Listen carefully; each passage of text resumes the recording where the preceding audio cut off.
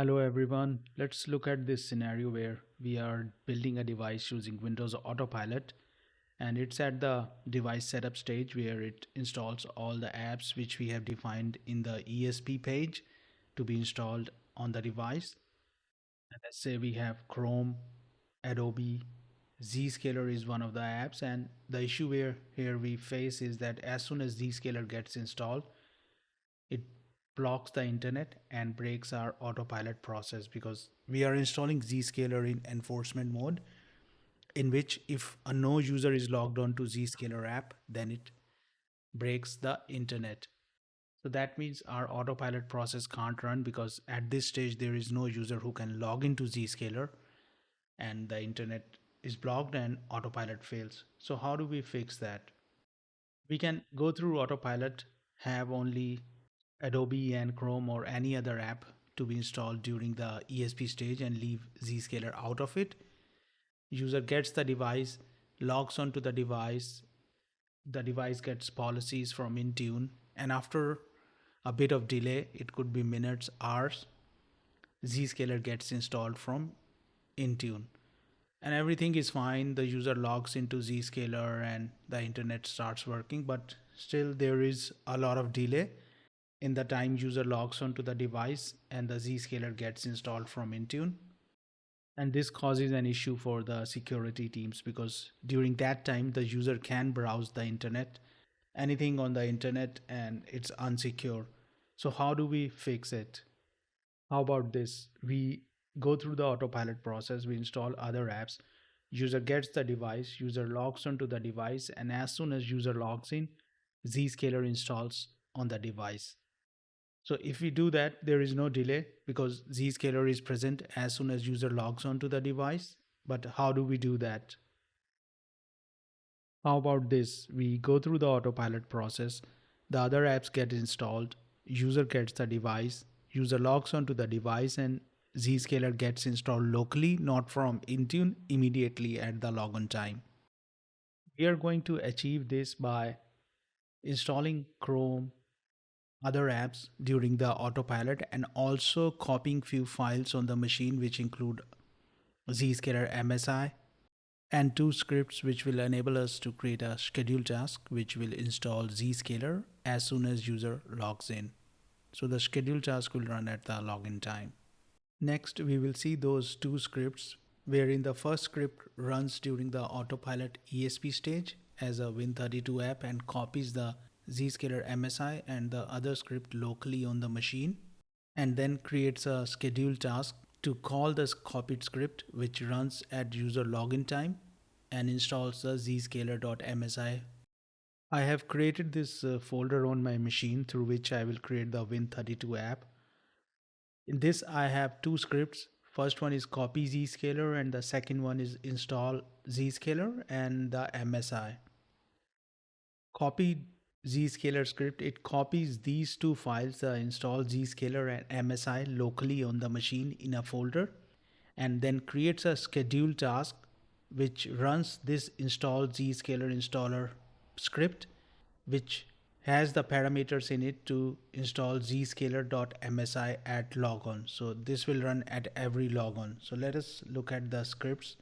This is the copy Zscaler script where it's copying the MSI and the other script for install Zscaler in C program data Zscaler source. And then the next parameter is the name of our MSI file, which is just zscaler.msi. And the third parameter is the name of the script which we are using to install the Zscaler, which is our second script.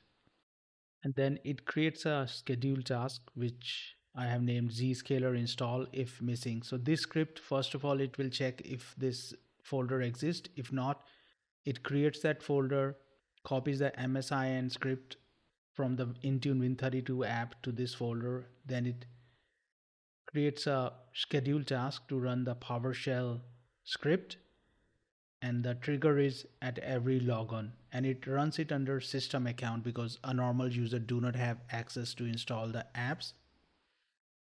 I have also changed the settings to allow the schedule task to run even if the laptop is on battery, and this is where we are registering the schedule task. So this will run during the ESP stage. It will copy the files, it will create the scheduled task. The device would be ready to install Zscaler as soon as user logs in after the autopilot finishes. This is the second script which installs Zscaler. So it also has the same parameters like the source file, the name of Zscaler MSI, which I'm going to change, and then two log files. The first one is which shows the MSI logs for the Zscaler installation. The second one is for the script logs for this script, and then the arguments which we are using to install this MSI. You could change these arguments. For example, you have to specify a cloud name, which is the name for your Zscaler installation. You can get that from your Zscaler admin policy token, strict enforcement equal one. This is the switch which makes the strict enforcement enable. Then the user domain. I have put in a logic in the script wherein it tries to install Zscaler for 30 times every 5 minutes. If it does not install in the first go, it could be because maybe there is some other installation running in the background. But in my testing, I have found it to be installing at login time every time in the first go. Then when the user logs in, the Zscaler gets installed. So the next time when user logs in, if the Zscaler is already installed, then it checks for this path C program file Zscaler. So if it's already installed, it doesn't do anything. It does not reinstall Zscaler. It just skips the script and the scheduled task runs and finishes after checking if Zscaler is installed. Let's see how to create the Intune Win32 app. Creating Intune Win32 app is just a standard process. You use the Intune Win app util, you specify the path of the source folder where all your files are. In my case, this is the path of my source files, and then the installation script, which is copy dash zscaler, because this is the one which we will call to run during autopilot. We'll just copy the files and create the schedule task.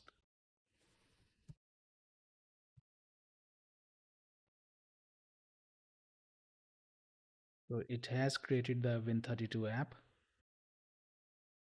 Here it is. Now we will publish this Win32 app in Intune and then add it to the ESP stage as one of the required apps. Here I am in Intune. Under apps, I selected the Win32 app. Then I will select the package.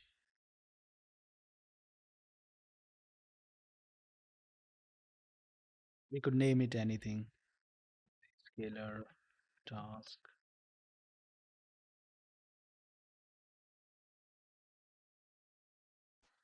The install command would have the name of our script, which is copying the Zscaler files and creating the schedule task. So that is copy dash task dot ps1. We really don't need a uninstall command, so we could do dot exe.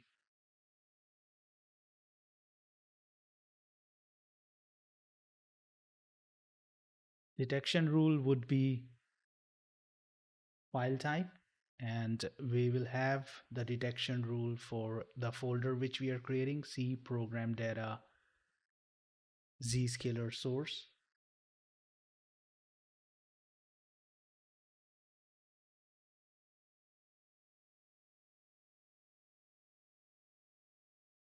So that means if the folder exists, then we have copied the files and the script has ran.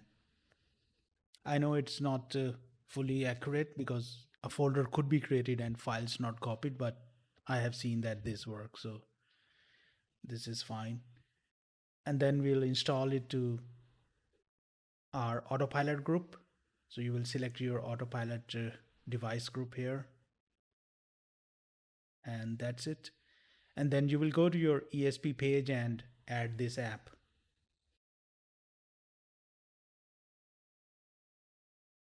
I don't have a custom ESP page. Let me show you where you would do that. So this would be your ESP page.